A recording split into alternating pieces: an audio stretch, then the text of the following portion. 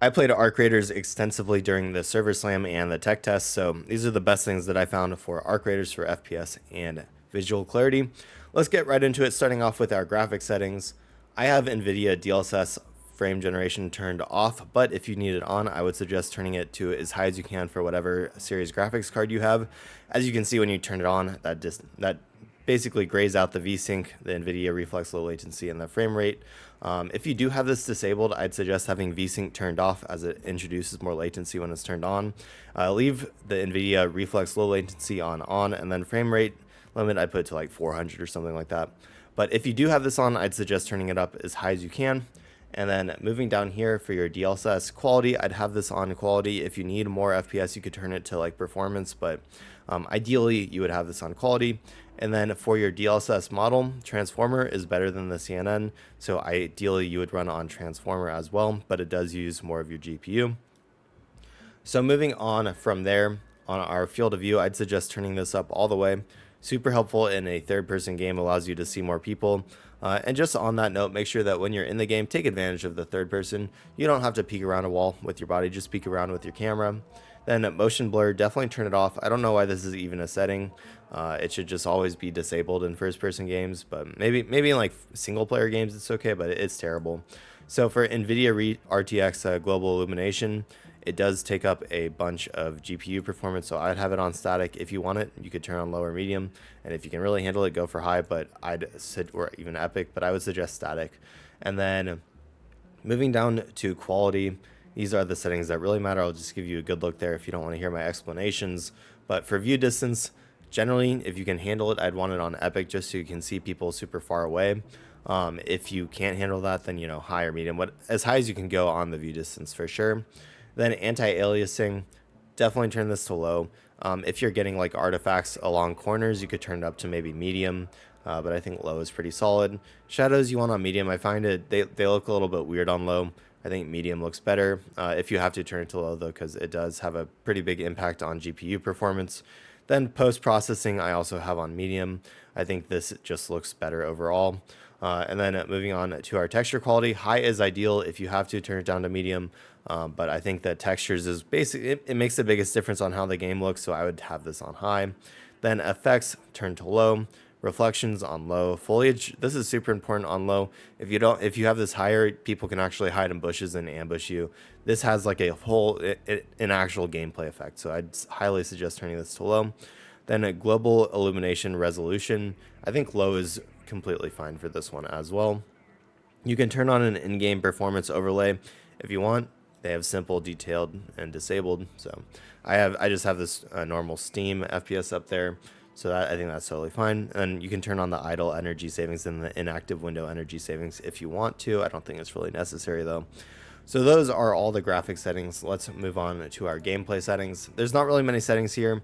For show reload progress, it just shows how far you are through reload. I definitely want this on. Then show damage direction, it shows you where you got shot from. Again, definitely want it on. Crossplay, for Xbox players and PS5, whatever, I'd probably turn this off just so you don't have to deal with as many cheaters. I do know that cheating is probably already a problem. I've seen some posts on Reddit that have already said that people are selling cheats and stuff. I don't know if they work, but I would highly suggest turning this off if you're a console player. If you're a PC player, I don't think it really matters. I don't think the aim assist is crazy in this game, so I don't think it matters that much. I would suggest setting your server to your server. You don't want to be put in a different server that lowers your ping, or I guess raises your ping. So North America, that's where I am. Then you can link your Discord if you want. It makes it easier to add people and join Discord as well. That's just their Discord. Moving on to our controls.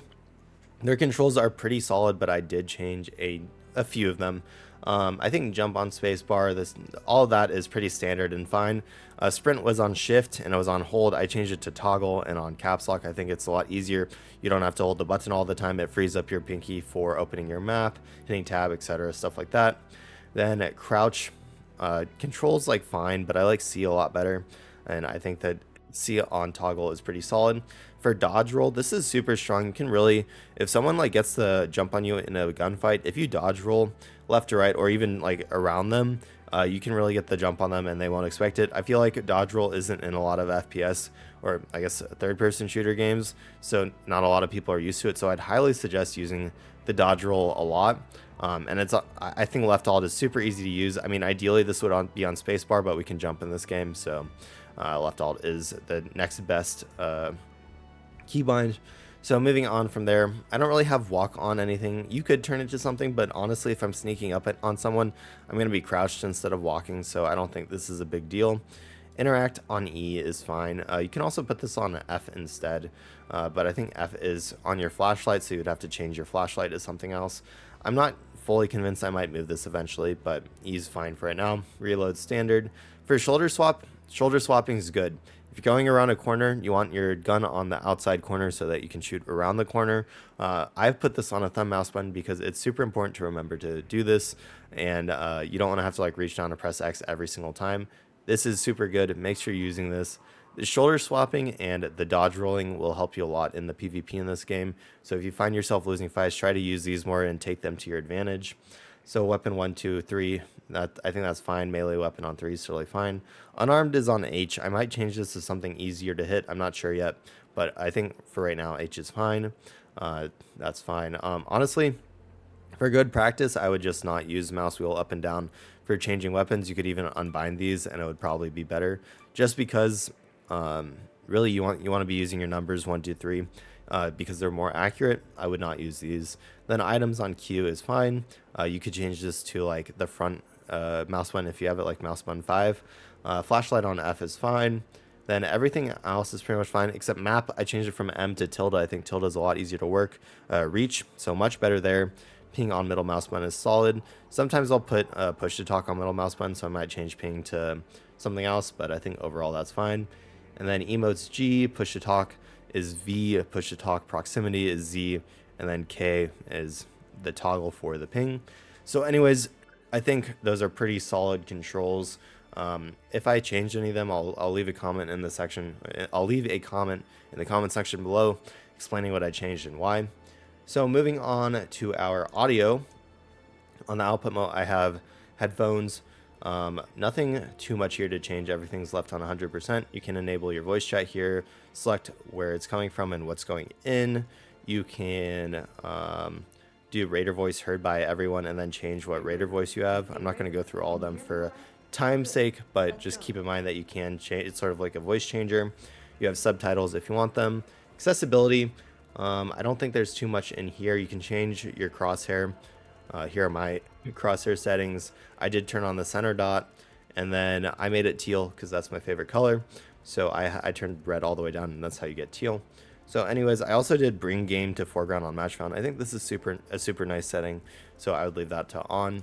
Mouse and keyboard, my sensitivity is on 35. I'm still adjusting this, but I think it's pretty solid. For reference, my DPI is 800, and I have about a 1 foot by 1 foot mouse pad, so pretty big mouse pad. And then controller, there's really not too much to say here. I don't play on a controller, so I don't really know. Yeah, I can't help you with that. So anyways, those are my settings for Arc Raiders. I hope you found this video helpful. If you did, hit that like button. It would really help me out. And other than that, if you want to catch my future guides, feel free to subscribe. Thank you so much for watching. I hope you all have a wonderful week, and I'll see you next time.